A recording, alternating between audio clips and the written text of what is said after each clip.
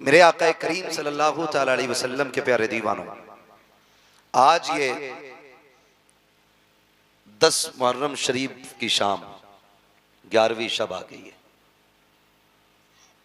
तारीख में इस शाम को शाम गरीबा कहा जाता है। अल्लाह समझ की तौफीक अता करे।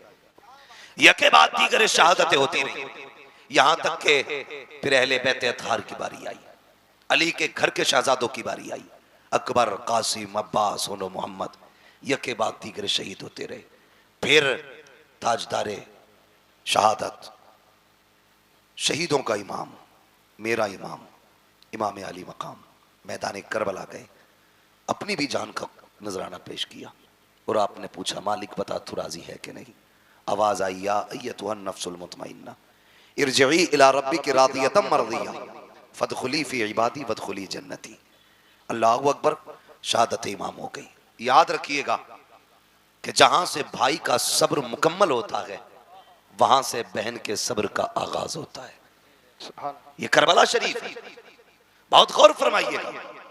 ये आज वाली शाम आई, आज वाली शाम। उन्हें क्या पता जो मेलों को आबाद करते हैं कि नबी के घर पे क्या गुजरी है। वो क्या जाने जो आज के दिन को भी तमाशे का दिन बनाए हुए हैं। उन्हें क्या पता। जानते हो जब शाम आई, शहादतें हो गई, फिर अहले बैत अतहार के खेमे लूटे गए। जब खेमे लूटे गए, जो बचे कुछ खेमे थे आग लगाई गई। लेकिन तारीख गवाह है, खुदा की कसम खेमे जल रहे थे लेकिन सैयदा ज़ैनब के सर की चादर नहीं उतरी थी। चादर सैयदा ज़ैनब के सर की नहीं उतरी थी। यहां तक मुअर्रिखीन ने लिखा है आधा खेमा जल चुका है, आधे का कपड़ा पड़ा है। उधर हजरत ज़ैनब ने अपने वजूद को उस कपड़े के आड़ में छुपा रखा है कि घर जले तो जल जाए लेकिन अहले बैत के घर की चादर सर से नहीं सरकनी चाहिए। जरा ये चीजें ज़हन में रखें। फिर क्या किया गया? उन यजीदियों ने कौन सा सितम न किया। बड़े सितम किए गए, लूटा गया खेमों को। मेरा हुसैन मोहताज नहीं था, गरीब नहीं था। जब करबला शरीफ गए थे तो 42 ऊंटों पे तो करबला वालों का सामान गया था। 42 ऊंटों पे रखा गया सामान था। वो सारे खेमे लूट करके सामान लूटा गया। जानते हो जब शाम हुई फिर सारी लाशों को मैदान में डाल करके उन पर घोड़े दौड़ाए गए। यही शाम गरीबा, जब लाशों पर घोड़े दौड़े। कोई माई का लाल बता नहीं सकता सैयदा ज़ैनब ने पर्दा छोड़ करके लाशों की तरफ दौड़ लगाई हो। कोई नहीं बता सकता उम्मे रुबाब ने पर्दा छोड़ा हो। कोई नहीं बता सकता शहरबानों ने शरीयत की हदें तोड़ी हो। आज मुहर्रम के नाम पे गुंडागर्दी, मुहर्रम के नाम पे अय्याशियां, बदमाशियां। मर के पता चलेगा हुसैनी कौन था, यजीदी कौन था। किरदार बदलो अपने। ओ भाई, लाशों पे घोड़े दौड़ते रहे, अहले बैत ने पर्दा नहीं छोड़ा। नबी के घर की बेटियों ने पर्दा नहीं छोड़ा। लाशों की हड्डियां तोड़ी गई, हद हो गई। फिर बात वो आ गई कि जब लाशें वीरान कर दी गई, फिर सैयदा ज़ैनब ने रज़ी अल्लाह ताला अन्हा सारी लाशें इकट्ठा की, एक जगह रखी ला करके, एक जगह। कितना मुश्किल काम था। और फिर उसके बाद उन लाशों पे पहरा देना, ये सबसे मुश्किल काम था। पहरा देने के लिए अली की बेटी बैठी, और जब पहरे की बारी आई बैठी है, लाशें कुछ बिखरी हैं, कुछ इकट्ठा है। आप बैठी हैं, सर पे चादर ततहीर है, हाथ में आज तलवार नहीं है, गाजी अब्बास का टूटा हुआ खंजर का टुकड़ा था, और लेकर के वहां बैठी जहां लाशें थी। और इस नीयत से बैठी कि अब तक हद हो गई, अब देखते हैं कौन है जो अहले बैत की लाशों के साथ खिलवाड़ करे। ये सोच के आप पहरेदार बन के बैठी। रात के 2 हिस्से गुजर गए। जब रात के 2 हिस्से गुजरे तो किसी के आने की आहट महसूस हुई।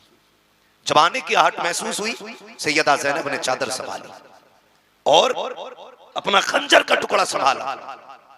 इरादा यह था अगर कोई दुश्मन आएगा तो अली की बेटी अली के जलवे दिखाएगी, और अगर कोई होगा अजनबी तो फिर जाने दिया जाएगा। जब आने की आहट महसूस हुई, सैयदा ज़ैनब ठहर गई। कहती है कौन? ठहर जा वहीं। लेकिन सवार जो आ रहा था वो रुका नहीं, वो चलते चलते सैयदा ज़ैनब के करीब आया। गरीबुल वतनी है, परदेश है, तन्हाई है, भूख है, प्यास है, चारों तरफ से दुश्मनी है, तारीकी है, एक वहशत है। जब वो करीब आया, उसने आने वाले ने कहा, बेटी तू कौन है? जैसी लफ्ज़ बेटी कहा ना, तो सैयदा ज़ैनब के हिचकी बंद गई। फरमाने लगी, कौन है ये अजनबी जो हमें बेटी कह के आवाज दे रखा है? यहां तो कोई हमें पानी पिलाने वाला नहीं, आने वाले तो है कौन? फरमाने लगे, बेटी तू बता तू कौन है? आप कहती हैं, मुझे ज़ैनब कहा जाता है, मैं फातिमा ज़हरा की बेटी हूँ, अली की शहजादी हूँ। कहा कैसे बेटी हो? कहा अपनों के जनाजों पे पहरे दे रही हो। कहा बेटी ये जनाजे किसके हैं? अल्लाह अकबर। सैयदा ज़ैनब ने कहा था, आने वाले ये जो सामने जनाजा पड़ा है, ये राकिब दोषे पैगंबर का जनाजा है। कहा ये जो 18 साल जवाना है, जनाजा है, ये किसका है? कहा ये अकबर का जनाजा है। कहा ये छोटी सी कब्र किसकी है? कहा ये जमा के असगर की कब्र है। अल्लाह अकबर। जैसे इतना सुना के आने वाले ने कहा, बेटी अल्लाह तुम्हारा हाफिज है। ये कह के जब आने वाला जाने लगा, पढ़ करके सैयदा ज़ैनब ने सवारी को रोका। कहा बाद में जा, पहले बता तू है कौन? यहाँ कोई अपना कहने वाला नहीं है, तूने बेटी कह के आवाज दी है। आने वाले ने कहा, बेटी पहचाना नहीं, मैं कोई और नहीं बल्कि तुम्हारा नाना मोहम्मद रसूलुल्लाह। मसलके आला हज़रत ज़िक्र शहीद आज़म नौजवान कमेटी सरजमीन मंसूर पर हज़रत अल्लामा मुफ्ती हम्माद रज़ाई क़िबला हैदरी। ओ भाई, फरमाने लगे, मैं तुम्हारा नाना हूं। सैयदा ज़ैनब मुतमईन रही, मुतमईन रही। फिर ख्याल आया कि हुसैन ने कहा था कि मेरी सकीना मेरे बगैर सो नहीं पाती है, देखूं तो सही सकीना का हाल क्या है। फिर ख्याल आया, अगर मैं यहां से उठ के चली गई तो पता नहीं जनाजों का क्या करें ये लोग। इसी शशोपंज में रात के 3 हिस्से गुजर गए। फिर एक साया नजर आया, आप फिर संभल के बैठी, और वो साया किसी मर्द का नहीं, एक औरत का साया था। करीब आई, उसने आकर के पानी का प्याला पेश किया। सैयदा पानी पी लीजिए। आपने फरमाया, हमें इस पानी से नफरत हो गई है, ले जाओ, हमें नहीं पीना है पानी। खातून ने कहा, मुझे हुर की बीवी कहा जाता है, मेरे शोहर ने गर्दन कटा करके अपनी गुलामी का हक अदा कर दिया, मेहरबानी करें मुझसे पानी कबूल कर लें। जब इतनी बात कही, सैयदा ज़ैनब ने कहा, सुनो, जिनके 18 साल के शहजादे प्यासे चले गए हो, उन्हें पानी कैसे अच्छा लगेगा? जाओ ले जाओ ये पानी। लेकिन वो खातून जानती थी, सैयद को अगर खातून ने जन्नत का वास्ता दो तो वो कभी टाला नहीं करते। उन्होंने कहा, आपको आपकी अम्मी का वास्ता, ये पानी कबूल फरमा ले। आपने पानी लिया, उठी। ख्याल आया, मेरी सकीना सबसे ज्यादा प्यासी है, सकीना सबसे ज्यादा प्यासी है। ये सोच करके आप खेमे में आई। जब खेमे में आके देखा तो हजरत सकीना नहीं थी। आवाज दी, सकीना सकीना, पता नहीं चला। फिर खेमे से बाहर निकली। ख्याल आया, कहीं यजीदियों ने बच्ची को उठा तो नहीं लिया, कहीं सितम करके कत्ल तो नहीं कर दिया। ये यजीदी है, इनसे कुछ भी उम्मीद की जा सकती है सिवाय भलाई की उम्मीद के। ये सोच करके बेकरार होकर पलटी। बाहर आवाज दी, सकीना। तो जहां मक्तल में लाशें पड़े थे, वहां से हल्की सी आवाज आई, पुपी यहां आओ। मैं यहां हूं। अल्लाह अकबर। कहीं जाके देखा तो जहां मेरे हुसैन का लाशा था, वहां सैयदा सकीना ने पैरों पे सर रख के लेटी हुई है, पैरों पे सर रख के। बाप बेटी का रिश्ता अलग होता है। आप भी परदेश जाते हो, खुदा की कसम, बेटियां अगर छोटी होती हैं उस वक्त तक नहीं सोती हैं जब तक बाप के सीने पे सर रखने जगह न मिल जाए। ये हुसैन की सकीना फरमाती कि मैं गई बाबा के पैरों पे सर, मैंने हाथ पकड़ा, बेटी यहां कैसे आ गई? कपूपी रात को नींद नहीं आ रही थी, मैंने कहा अब्बा तेरी बेटी को नींद नहीं आ रही है, आके सुला दीजिए। कहा मैंने इतना कहा था, इतने में मक्तल से आवाज आई, बेटी यहाँ आ मैं तुझे सुला दूं। कहती बेटी लाशों पे घोड़े दौड़ चुके हैं, किसी लाश की पहचान नहीं हो रही है, तुझे कैसे पता चला कि ये तेरे बाप का लाशा है? हजरत सकीना ने कहा था मैं इसी ढेर पे आई, इसी जगह पे आई, मैंने आके सारी लाशों को देखा, सब एक जैसी लाशें नजर आई। मैंने कहा अब्बा कहाँ हो? कहा फूफी इसी लाश के पास उठे थे, इसी ने हाथ उठा के कहा था आ बेटी मेरी सीने से रख जा। कहा बेटी फिर पैर से क्यों लेटी? कहा मेरे बाप के सीने पे इतने जख्म थे कि सर रखते हुए दुख हो रहा था, अगर मैं सीने पे सर रख देती मेरे बाप को तकलीफ हो जाती। एक पैर के तलवे ऐसे थे जहां पे जख्म नहीं था, इसलिए मैंने सर रखा सो गई। कहा बेटी आओ तो सही, खेमे में लेके आई है। कहा फूफी बात क्या है? कहा लो बेटी 3 दिन की प्यास है, पानी पी लीजिए। अब मेरे घर हुसैन के घर की तरबियत देखें, सैयदा सकीना कहती है फूफी जान प्यास तो आपको भी लगी है, आपकी भी 3 दिन की प्यास है, ये पानी आपने क्यों नहीं पिया? हजरत ज़ैनब कहती है ए सकीना जिन घर के बच्चे प्यासे होते हैं उस घर के बड़े पानी नहीं पिया करते हैं। इतना सुनना था, हजरत सकीना ने प्याला हाथ में लिया और दौड़ लगाई मक्तल की तरफ। हजरत ज़ैनब ने कहा था सकीना कहाँ जा रही हो? कहा फूफी अभी आपने कहा था जिस घर के बच्चे प्यासे होते हैं उस घर के बड़े नहीं पीते हैं। कहा भी मुझसे छोटा मेरा असगर प्यासा है, ये पानी पहले उसे पिलाया जाएगा। ये कह के दौड़ लगाई, ठोकर लगी, पानी गिर जाता है, आवाज आती है सलामुन अला सब्र सकीना, सलामुन अला सब्र अहले बैत मोहम्मद। नबी के घर वालों तुम्हारे सब्र को सलाम हो, हुसैन की सकीना तेरी जुर्रत और हिम्मत को सलाम। नारे तकबीर, नारे रिसालत, जिक्र शहीद आज़म, नारे हैदरी, उलमाए सुन्नत। खुदा की कसम ये उनके घर के बच्चों का सब्र है, बच्चों का सब्र है। अगर अपना सब्र देखना हो एक बार इफ्तारी में, दिन बड़ा होने लगे मस्जिद में इफ्तारी मुंह छुट लगा दो, बच्चे भी बैठा दो बड़े भी बैठा दो, फिर देखो मुट्ठी भर के कौन खाता है।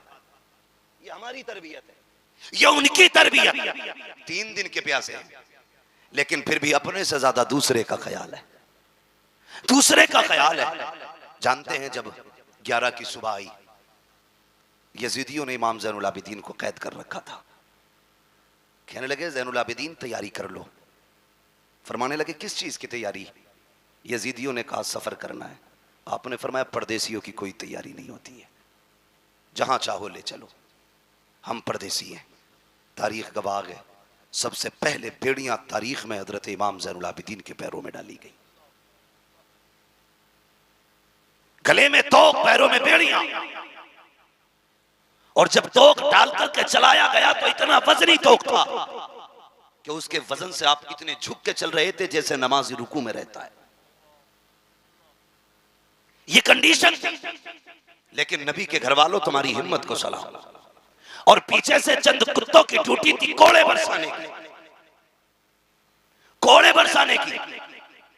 जब आप कैदी बन के चले और एक चौक से काफिला गुजरने लगा तो किसी ने देखा यार ये तो बेकसूर लग रहे हैं, इनके चेहरे का नूर बता रहा है ये बेकसूर कैदी है।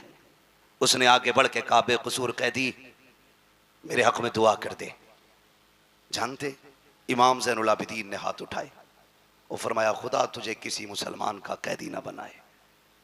जब इतनी बात कही वो तड़प गया, जनाब ये क्या बात कह रहे हैं आप? फरमाने लगे ये बहुत अच्छी दुआ है। कहने लगा क्यों? आपने अपनी कमीज उठाई, पूरी कमर खून से तर थी, खून से तर थी। कहा ये क्या है? कहा ये जो मुसलमान कैदी बना के ला रहे हैं ना हमें, ये उनका सितम है। कहा ये कोड़े क्यों मार रहे हैं? कहा परदेसी हूं, मुसाफिर हूं, थका हुआ हूं, अपनों की लाशें देखी है, भूखे प्यास से चला नहीं जाता। कहा फिर बैठ क्यों नहीं जाता? कहा अगर मैं बैठ गया तो फिर जिम्मेदारियां करबला में रह जाएंगी, ये जिम्मेदारियां मुझे नाना के मदीने तक पहुंचानी है। अल्लाह अकबर। लोग कुछ भी कहें, जो चाहे वो सोचे, लेकिन खुदा की कसम हम चैलेंज के साथ कहते हैं करबला में भी हाकिम हमारा हुसैन था, कूफे में भी हाकिम हमारा ही हुसैन, पावर में हमारा ही हुसैन था। ये कान खोल के सुने। ये अलग बात है कि ये सितम हुए, ये जुल्म हुए, लेकिन मेरे हुसैन ने सब्र का दामन नहीं छोड़ा, दामन नहीं छोड़ा। ये काफिला चला। जानते हो 64 औरतें, 26 बच्चे, 72 नेजों पे 72 सर। तरतीब क्या दी गई? तरतीब यह दी गई कि सबसे आगे शहीदों के सर थे, उनके पीछे इमाम ज़ैनुल आबिदीन थे, उनके पीछे सैयदा ज़ैनब थी, बाकी फिर खवातीन जो कैदी बनाई गई थी, और सबसे पीछे हजरत सकीना की सवारी थी। इस तरतीब से काफिले को ले जाया जाता है। आज हैरत हो रही है भाई, हैरत हो रही है। आज सुन्नी बरेलवी कहलाने वाले लोग ढोलक पे उतर आए। पढ़े तारीख के इस बात को भी कि वो जो सारे शहीदों के सर चल रहे हैं, उनसे भी आगे यजीदी लोग ढोल लेके चल रहे थे, और वो आगे आगे ढोल बजा के कह रहे थे हुसैन को हमने शहीद कर दिया, कत्ल कर दिया, माज़अल्लाह, फतह हमारी हुई है, इसलिए ढोल बजाए जा रहे थे। जानते हो, जब एक चौक से, एक बस्ती से काफिला गुजरने वाला था, तो दूर से ढोल की आवाज आ रही थी। एक नाबीना खड़ा था, उसके साथ एक बच्चा था। वो नाबीना भीख मांग रहा था। जब ढोल की आवाज सुनी तो उसने अपने बच्चे से कहा, लगता है बारात कोई बड़ी है।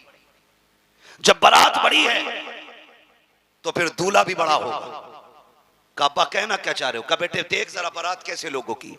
तो सबसे आगे जब ढोलों को आते देखा, सर्क पर्क के कपड़े, बेहतरीन खूबसूरत लिबासों में, नए नए कपड़ों में ढोल वाले देखे। बच्चे ने कहा, लगता है बारात बड़ी शान वाली है। बच्चा कहता है, बाप ने कहा, बेटे सुन, जब वो दूल्हा करीब आ जाए तो मेरे कोनी मार देना, ताकि जब वो दूल्हा आएगा तभी मैं भीख मांगूंगा। अल्लाह अकबर। बच्चे ने पहले ढोल वालों को देखा, उसे तो दूल्हा का इंतजार था, लेकिन हैरत में पड़ जाता है जब नेज़े पे कटे सर को देखता है, और हैरत में पड़ गया जब जमा के बच्चे को नेज़े पे रखा देखा के सर का।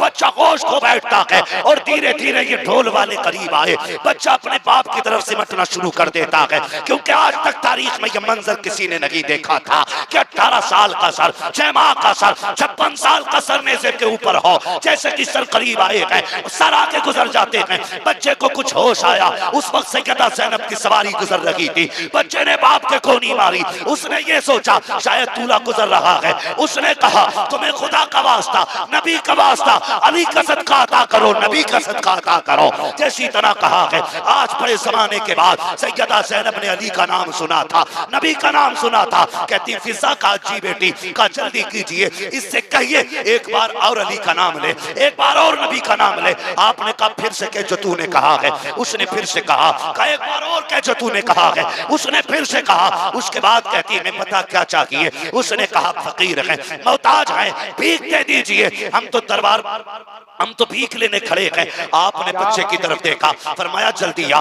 तुझे पैसा चाहिए? कहा हाँ। कहा, सुन, वो जो सबसे पीछे सवारी आ रही है, जा उसके पैरों के निशान की जगह की मिट्टी हटा ले, तेरी जरूरत पूरी हो जाएगी। बच्चे ने बूढ़े का हाथ पकड़ा, उधर दौड़ लगा दी जिधर की खबर सैयदा ज़ैनब ने दी है। जब जाकर के मिट्टी हटाई है, सोना निकल आया है। बच्चे से बाप कहता है, बेटे क्या हो गया है? कहा, ये काफिले वाले कौन है? कहा, क्या हुआ? कहा, ये जो लोग जा रहे हैं, इन्होंने कहा था कि मिट्टी हटा ले, वहां तेरी जरूरत पूरी हो जाएगी। अब्बा, मैंने मिट्टी हटाई है तो सोना निकल आया है। बाप ने कहा, सोना फेंक दे, जल्दी दौड़ के चल। कहा, कहां? कहा, जिसने सोने का पता बताया है। कहा, किस लिए? कहा, तू नहीं जानता है, ये जो गुजर के जा रही है, या तो नबी की बेटी गई है या अली की बेटी गुजर के।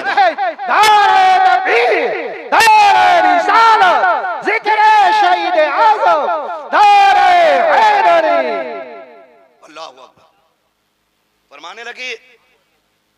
उस बूढ़े ने कहा, सुन, या तो ये नबी की बेटी गुजर के गई है या अली की बेटी गुजर के गई है। खुदा की कसम, इन्हें मजबूर कहते, इन्हें कमजोर समझते।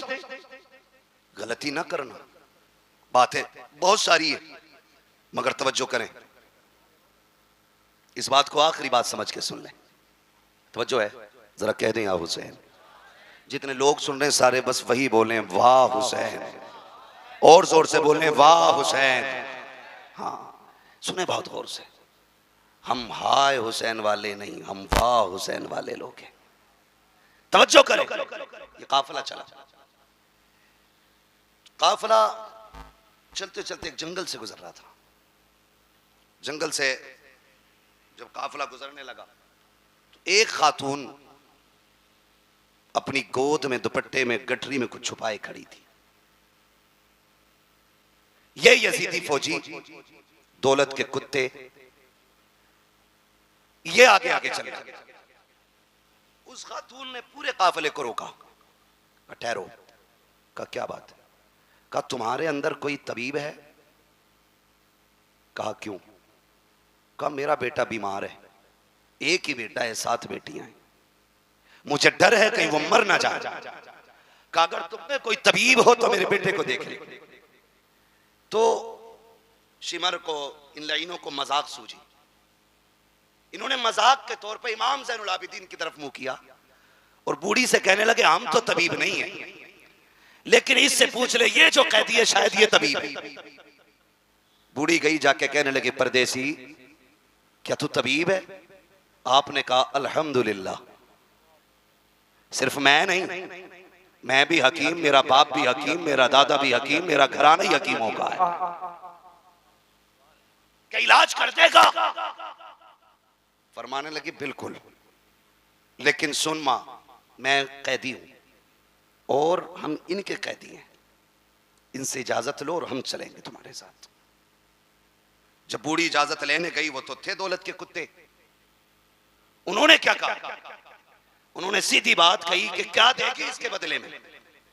उसकी गोद में जो गठरी थी वो प्लास्टिक की और लकड़ी की और किसी और चीज की नहीं बल्कि सोने की गठरी थी। उसने कहा जितना सोना है सारा ले ले, बस इस तबीब को मेरे साथ भेज दे। वो तो थे ही दौलत के कुत्ते, उन्होंने सोना ले लिया और लेने के बाद मेरे इमाम की तरफ देख के कहने लगे सोन, अगर तुम्हारे बाप ने हमारी मान ली होती ना तो आज तुम जंजीरों में जकड़ के हमारे गुलाम नहीं होते। जैसे इतना सुना गुस्सा आ गया इमाम ज़ैनुल आबिदीन को। फरमाने लगे तुझे क्या लगता है ये जो तूने बेड़ियां हथकड़ियां पहना रखी हैं तो इनसे रोकेगा हमें? फरमाने लगे चाबी रख अपने पास अपनी, अब अली के बेटे की ताकत देख। आपने गुस्से में हाथों की हथकड़ी की तरफ निगाह डाली, हथकड़ियां पानी की तरह बह के गिर जाती, पैरों की तरफ देखा, बेड़ियां टूट गई। फरमाने लगे कुत्ते औकात में रहे, कल भी हम रब की रजा पे राजी थे, आज भी हम रब की रजा पे राजी, वरना हमें कोई दुनिया की ताकत नहीं रोक पाएगी। उसके बाद जब आप चले, शर्मिंदा हो गया इतनी बात पे, सबके सामने मुंह की खानी पड़ी, लेकिन मेरे इमाम ज़ैनुल आबिदीन इतने थक चुके थे कि चलते चलते ना पैर पूरे नहीं उठ पा रहे थे, पैर खचेड़ के जमीन पे चल रहे हैं, इतनी ताकत नहीं बची है कि पूरा पैर उठा के रख सके, जमीन पे पैर रगड़ते जा रहे हैं। बूढ़ी आगे आगे चलते चलते जब बूढ़ी का मकान आया तो एक बच्ची दरवाजे पे खड़ी थी। उसने कहा माँ जी बेटी कई से भेज दे वापस। कहा क्या हुआ? कहा जिस बेटे के लिए लेके आई थी वो बेटा खत्म हो गया। इतना सुना आह निकल गई। बूढ़ी रो के कहने लगी सोना भी चला गया, बेटा भी चला गया, जा मैंने तुझ पे ज्यादती की, मैं यहां तक चला के लाई, तेरा एहसान तो यहां तक आ गया, वापस चला जा। इमाम ज़ैनुल आबिदीन ने कहा मां दरवाजे तक आए हुए मेहमान को लौटाया नहीं जाता है, चौखट तक आने की इजाजत तो दे।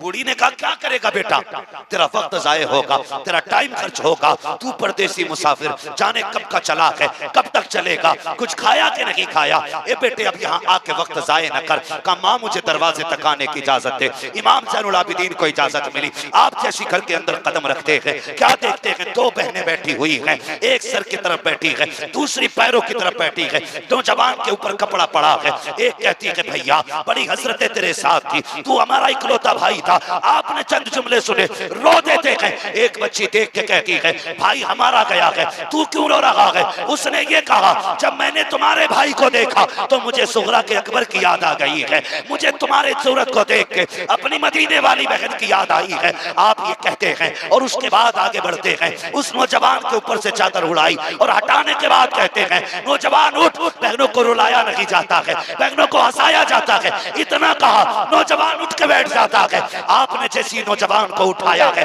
माँ कहती है रे बेटे ये कैसे हो गया? कहा बेटे ये बता, माँ ये तो बता तेरी गोद में सोना कितना था? कहा 7 बेटियों का जेवर था। कहा जल्दी कर, जितना सोना था उतनी मिट्टी लेके आ। पूरी मिट्टी लेके आई है। मेरे इमाम ने यूं हाथ लगाया है, सारी मिट्टी को सोना बना दिया है। उसके बाद कहते हैं माँ बता क्या कमी रह गई है? बेटा भी मिल गया है, सोना भी मिल गया है।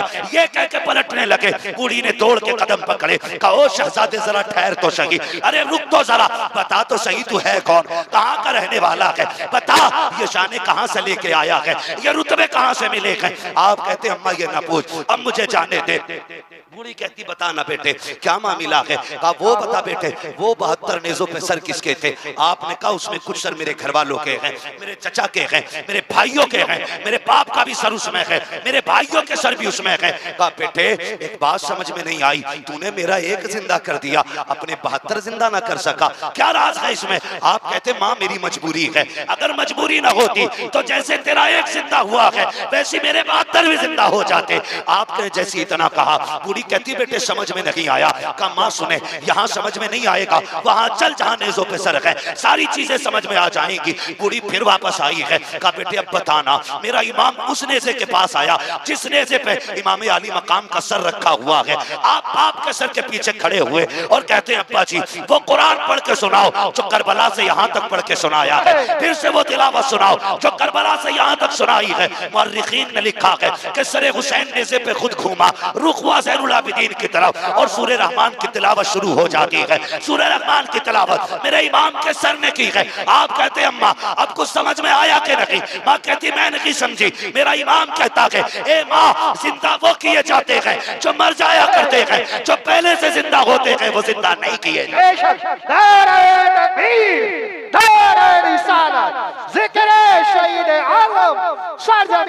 मंसूरपुर नौजवान कमेटी।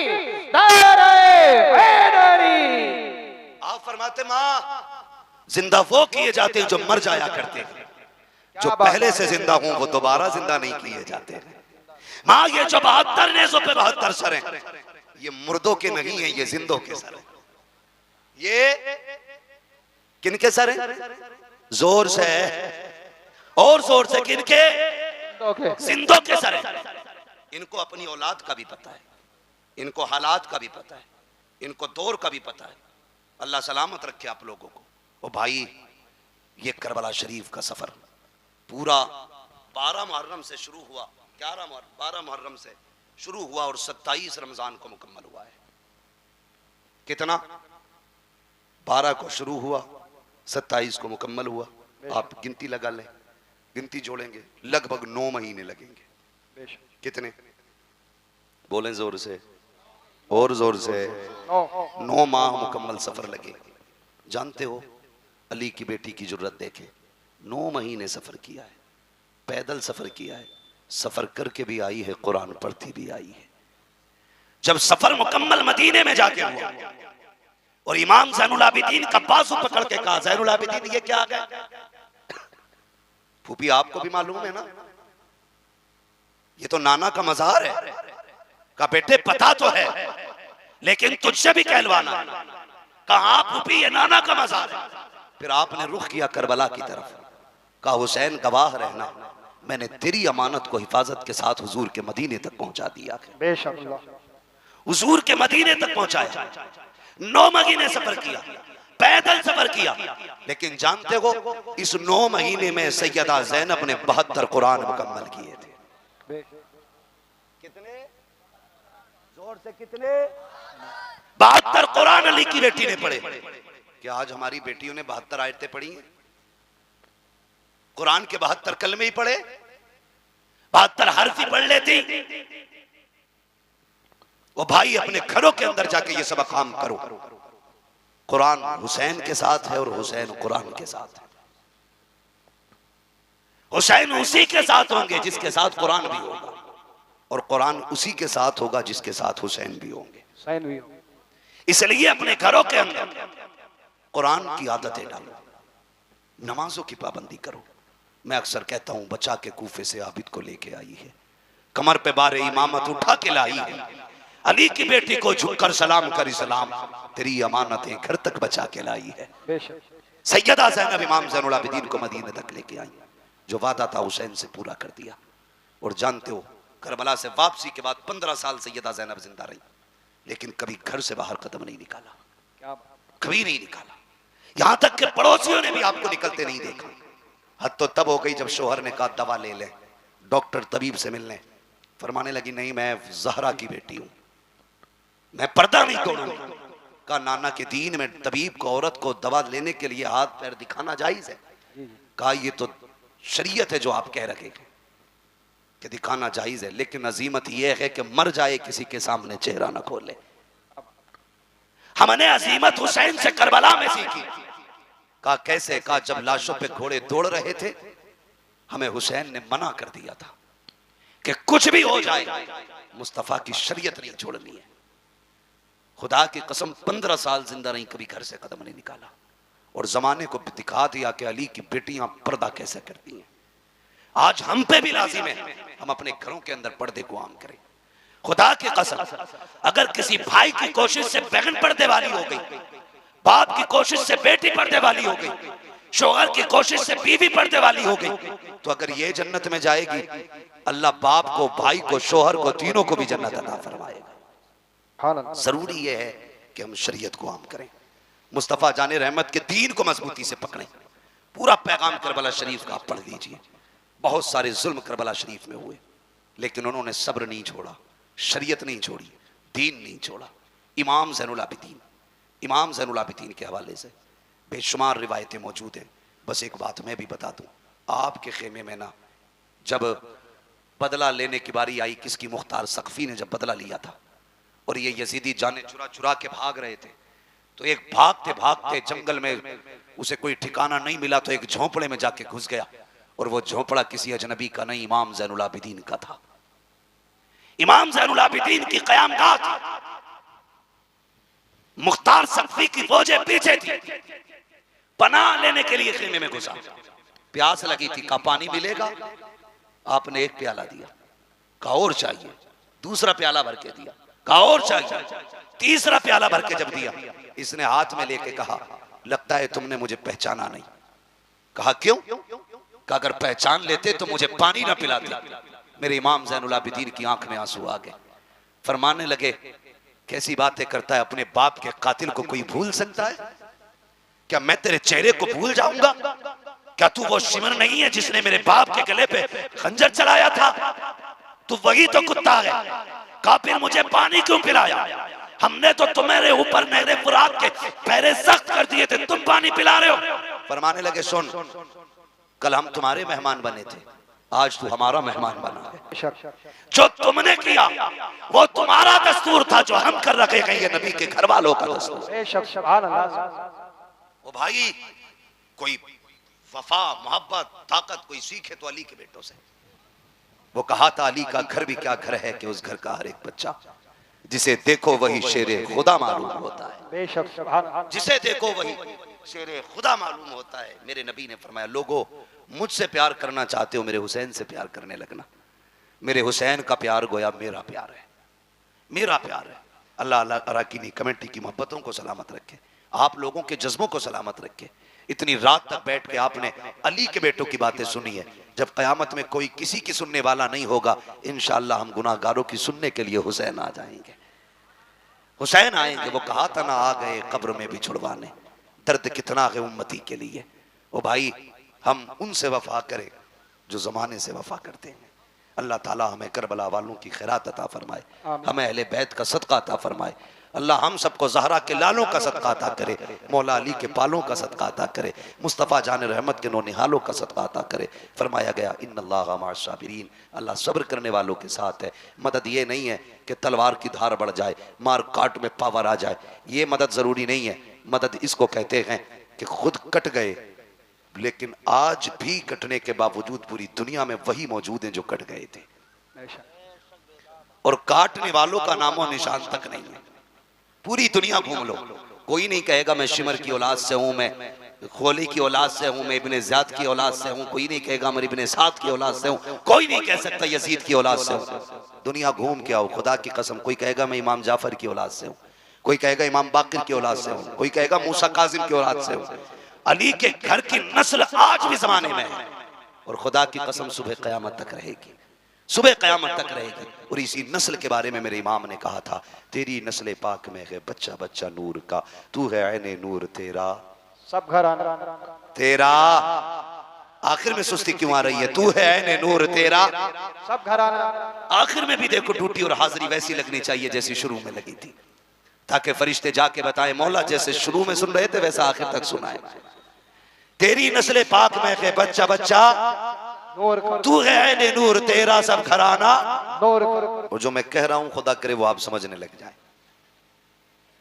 आज की शाम को शाम गरीबा कहा जाता है। ये जो आज मुहर्रम का 10वां दिन गुजरा है, ये अहले बैत की शहादत का दिन था। बोलो था कि नहीं? बोले हैं। आपने बड़ी उम्दा तकरीर भी हजरत से समाअत फरमाई मोहम्मद अली भाई से पहले। बहुत गौर से मेरी बात सुनिए। ये 10 तारीख का दिन शहादत का दिन था, लेकिन बेशुमार जगहों पे मेले लगे, तमाशे हुए और मजहब इस्लाम के उसूल और कवानीन के साथ मजाक किया गया। कहने को हम मुसलमान हैं, 10 तारीख के दिन कितनी बेटियां हमारे घरों से बिना दुपट्टे के निकली, कितनी बहन बेटियां बाजारों की रौनक बनी। किसी को इसका एहसास नहीं। हमने 10 तारीख को भी मेले का दिन बना दिया। बाज़ाब्ता लोग कहते हैं ये हमारे त्योहार का दिन है। ओ भाई, 10 तारीख को मुस्तफा के शहजादों ने कुर्बानियां पेश की हैं। होना तो ये चाहिए था, आज के दिन हर घर से हर दर से कुरान की तिलावत की आवाज आनी चाहिए थी। अगर मैं भी हाथ उठवा लूं ना कि कितने लोगों ने आज कुरान पढ़ा है, तो मेरे ख्याल से 50% हम में ऐसे लोग होंगे जिन्होंने कुरान नहीं पढ़ा होगा। मुझे बिला वजह की डींग मारनी नहीं आती। 50% ऐसे लोग होंगे जिन्होंने आज कुरान देखा भी नहीं। पढ़ना तो बड़ी बात है। और कितनी बेटियों के सरों से दुपट्टे उतरे, कितने घरों की इज्जत नीलाम हुई, ये एक अलग मसला है। जोहर असर मगरिब इशा में कितनी भीड़ मस्जिदों में थी, ये एक अलग मसला है। मेरी कौम के नौजवानों, जरूरी है कि हम करबला वालों का पैगाम भी याद रखें। जो उन्होंने सबक दिया उम्मत को, वो भी हमें याद रखना बहुत ज्यादा जरूरी है। अल्लाह भला करे उन लोगों का जिन्होंने आज के दिन भी सबील के बड़े बड़े स्टॉल लगाए, उन लोगों को पानी पिलाया। उनके पानी पिलाने से लग रहा था कि ये आज जो लंगर चल रहा है, ये गुलाम ये बताना चाहते हैं कि कल जब तुम नहरे फुरात पे काबिज थे तो तुमने नबी के बेटों को पानी नहीं दिया। आज जब पानी हमारे हाथ में है तो हम सिर्फ अपने नहीं बल्कि गैरों को भी पकड़ पकड़ के पानी पिला रहे हैं। जिस तरह आपने सबील पे गौर किया, लंगर पे गौर किया, काश उतना ही हमने कुरान पे भी ध्यान लगाया होता। जब 10वीं शब आई थी और यजीदी हमला करने के लिए तैयार थे, तब मेरे इमाम ने कहा था एक रात की मोहलत दें। उन्होंने ये समझा शायद ये तलवारें तेज करेंगे, एक रात का मौका मांग रहे हैं, निशाने दुरुस्त करेंगे, रात भर प्रैक्टिस करेंगे, तब जाके सुबह जंग लड़ेंगे। लेकिन तारीख गवाह है, करबला की मिट्टी गवाह है, एक एक जर्रा गवाह है करबला शरीफ का। कि जब इजाजत और मोहलत मांगी ना मेरे इमाम ने, आपने रात के 2 हिस्से किए। एक हिस्से में नमाज को रखा, दूसरे हिस्से में तिलावत को रखा। सब ये हिसाब लगा रहे थे कि तलवारों की तैयारी होगी, लेकिन अल्लाह वाले तो जन्नत की तैयारियां कर रहे थे। जन्नत की तैयारियां कर रहे थे। और तैयारियां भी कैसी? पानी नहीं था, तयम्मुम है, जबान सूखी है। मोहम्मद अली भाई कारी हैं और बहुत अच्छे कारी हैं। मैं कहता हूं कभी नात के बाद इनसे कुरान भी सुना करो। कई इनामी मुकाबले जीते इन्होंने कुरान में। बहुत उम्दा कारी भी है मोहम्मद अली भाई। कभी इनसे सुने कुरान आप। लेकिन हमने सिर्फ नात सुनी है तो सिर्फ नात सुनते। अगर कुरान एक बार सुन लिया इंशाअल्लाह फिर कुरान सुनने के आदी हो जाएंगे। मेरा कहने का मतलब यह है, अगर आज का कोई अच्छी आवाज वाला कारी किसी महफिल में बैठ के कुरान पढ़ दे तो हवाएं थम थम के कुरान सुने, परिंदे उड़ना छोड़ करके कुरान सुनने लग जाएं। सोच तो सही, जब करबला में नबी का बेटा कुरान पढ़ता होगा तब उस लहजे की खुशबू कैसी होगी, क्या रंग आता होगा उस जमीन पर। मुअर्रिखीन ने लिखा है कि एक खेमे में कुरान पढ़ा जा रहा था।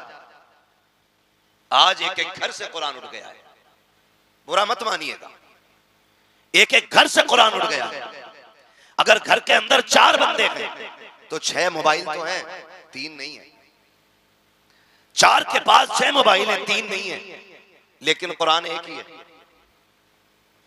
एक ही है, उसमें भी पढ़ने का नंबर नहीं आ रहा है। 2-2 महीने हो गए, कोई कुरान खोलने वाला ही नहीं, कोई कुरान पढ़ने वाला ही नहीं। मेरे इमाम अपने खेमे के अंदर है, हर खेमे में कुरान की तिलावत हो रही है। हुसैन की शहजादी सैयदा सकीना आई, कहने लगी बाबा क्या मैं कुरान नहीं पढ़ूंगी? मेरे इमाम ने कहा बेटी आओ तुम्हें हम कुरान पढ़ाते।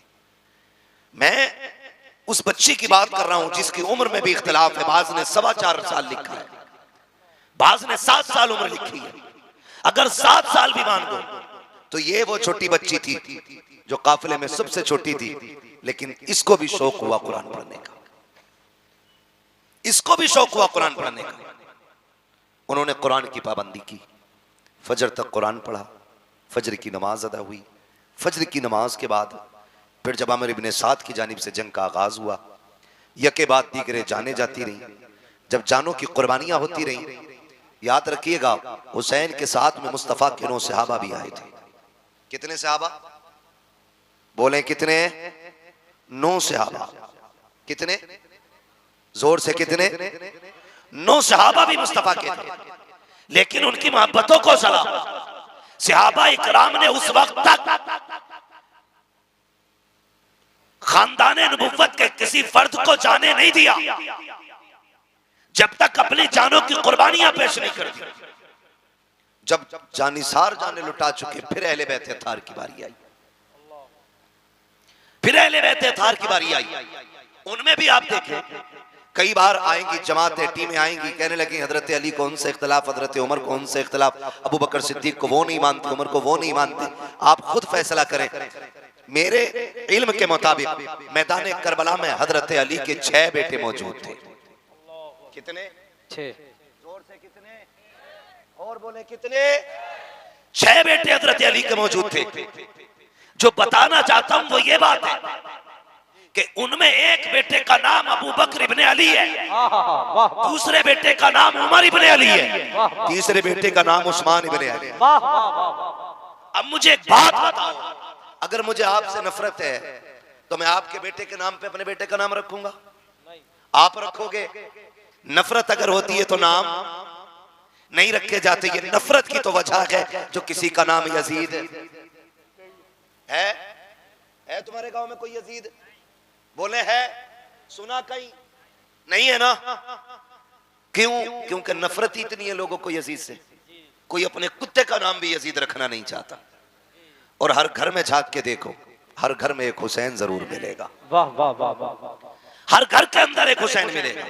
एक एक घर में कई कई हुसैन मिलेंगे। वजह क्या है? वजह यह है कि उनकी मोहब्बत का चिराग दिल में जल रहा है, सुभान अल्लाह, दिल में चल रहा है।